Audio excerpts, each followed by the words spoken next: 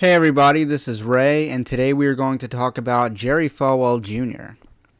Now, it became apparent that Jerry Falwell Jr. and his social media pictures are going to lead to the end of his term at Liberty University. Now, I'm not one to clutch pearls. I don't care at all about Jerry Falwell Jr. having a Trailer Park Boys themed yacht party, and I don't really care about the pictures he uploaded to social media. However, I do really much care about one question that is this a good thing? Is him being ousted from Liberty University a good thing? So let's first examine the legacy of Jerry Falwell Jr. at Liberty University. Jerry Falwell Jr. is best known for trying to create a Christian influence in politics, but what cemented his rise to the political mainstream was his endorsement of Donald Trump in the primaries, when most other grassroots evangelical organizations endorsed Ted Cruz at the time. This deviation paid big time for Jerry Falwell Jr., but don't be mistaken. Donald Trump helped Falwell more than the other way around. But since 2017, Jerry Falwell Jr. has boasted the congruence between theological conservatism, or orthodoxy as I call it, and political conservatism.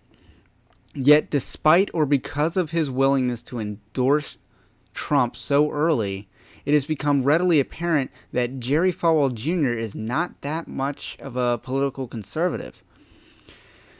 In 2019, Jerry Falwell Jr. came over the top rope to defend a GOP congressman who was censured by his own political party at a local level for officiating a homosexual wedding.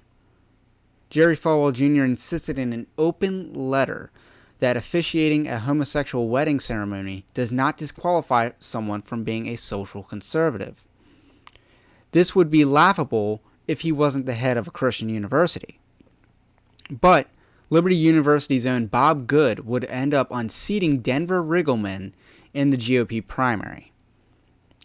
Then, of course, there's also the issue of allowing a faculty member, Karen Swalwell Pryor, to remain employed for 21 years at Liberty University despite consistently undermining biblical sexuality during her tenure there.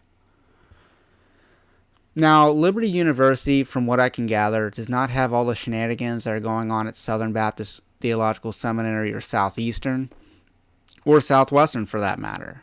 However, it is not unfair to suggest that the university could be taking a stronger academic stance against the social justice gospel.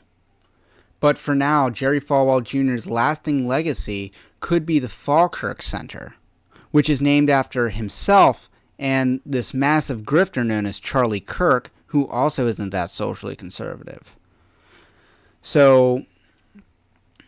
But there is one thing. I have heard good things about the Falkirk Center. It is designed to be a competitor to the Ethics and Religious Liberty Commission, which has been a giant, colossal waste of money. So this could be a good thing that has a lasting positive impact.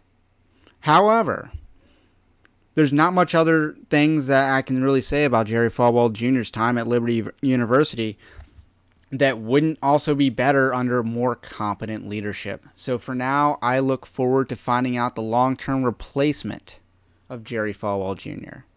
That's all I got to say on this topic. Let me know what you think, like and subscribe, and I will catch you on the next one.